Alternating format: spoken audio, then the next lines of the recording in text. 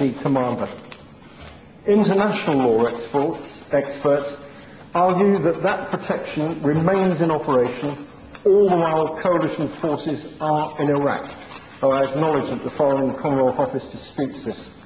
What is unarguable is that the UK, among every other United Nations member, has a continuing responsibility to ensure that Iraq carries out its duties under international humanitarian law.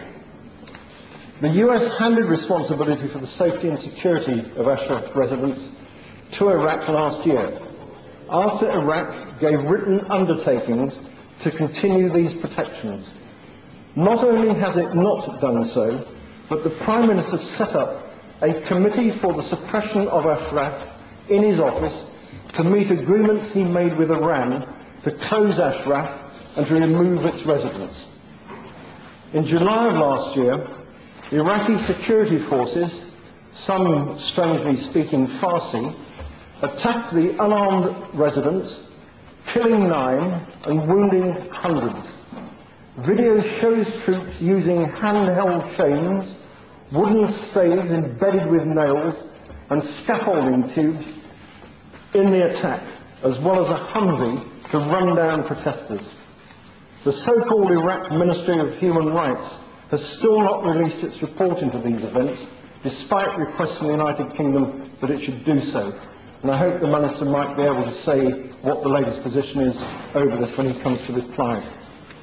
Since Iraq took over responsibility for safety and security at Ashraf, there have been 70 recorded cases of harassment of residents by Iraqi forces, with 29 injured. Medical and other supplies are regularly refused entry to Ashraf, as are relatives wishing to visit and residents' lawyers. Ashraf is under menacing siege in breach of international humanitarian law, let alone the Fourth Geneva Convention protections. But that's not all.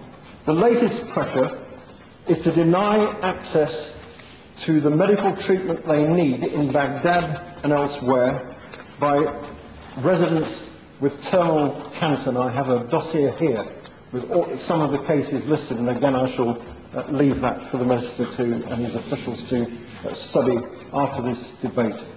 Dozens of terminally ill cancer patients are refused the services of specialist doctors. And now, night and day, 120 loudspeakers around the perimeter of the camp chant threats to kill residents and destroy Camp Ashraf. This is psychological torture in clear breach of international humanitarian law. On the 25th of November, the European Parliament adopted a written declaration condemning Iraq's failure to ensure the safety and security of Ashraf residents and the siege imposed upon the camp, and urged the UN to provide urgent protection to Ashraf. For good measure, it urged the United States to follow the UK and EU lead